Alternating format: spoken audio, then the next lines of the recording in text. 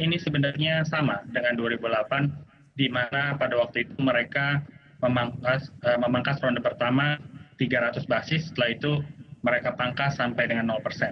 Kelihatannya yang menjadi kekhawatiran adalah isu bahwa ancaman resesi di Amerika Serikat ini semakin cukup nyata, semakin genting.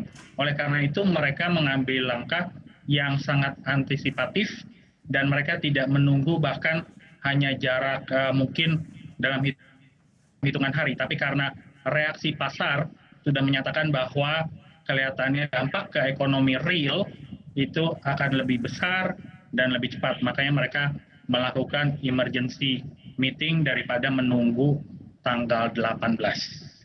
Kalau kita berkaca pada 2008 seperti yang Anda sampaikan, ini adalah terjadinya resesi global begitu. Berarti ini kita sudah benar-benar mengarah ke resesi global seperti itu.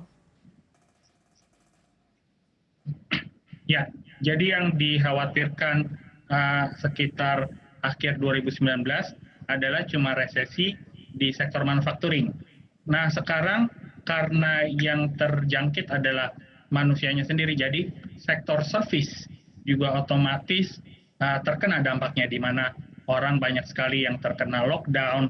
Jadi sektor jasa ditambah dengan menurunnya kinerja sektor manufaktur, ya lengkaplah sudah ketakutan terhadap resesi global. Jadi oleh karena itu yang dikerjakan The Fed memang sebenarnya tidak secara langsung bisa memperbaiki isu tentang corona, tapi yang mereka kerjakan adalah membuat keadaan finansial dan pasar finansial ini cukup loose. Jadi artinya mereka memberikan kondisi yang kondusif supaya bisnis apapun itu bisa punya akses terhadap likuiditas secara cepat dan pricing secara sangat kompetitif. Ini digunakan untuk menyokong proses recovery nantinya.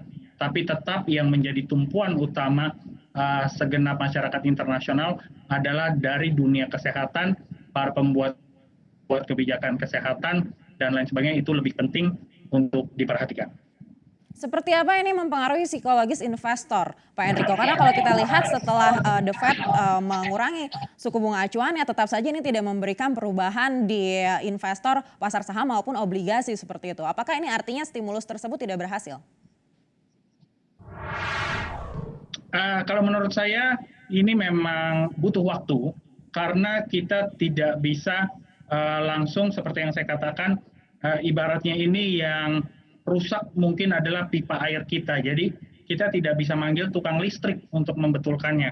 Sama seperti demikian, yang bisa Fed lakukan adalah dia matikan listriknya supaya nanti tidak terjadi kejutan listrik. Tetap bocornya ini harus dikerjakan oleh orang yang mengerti duduk persoalan. Selama ini masih belum terselesaikan, ya otomatis reaksi para investor, para pelaku pasar finansial adalah yang dinamakan flight to safety. Dan safety-nya kemana adalah to safe haven asset, yaitu US dollar dan US Treasury. Jadi aset apapun yang mereka pegang, terutama yang beresiko tinggi, yang berbasis emerging market, mereka sudah exit.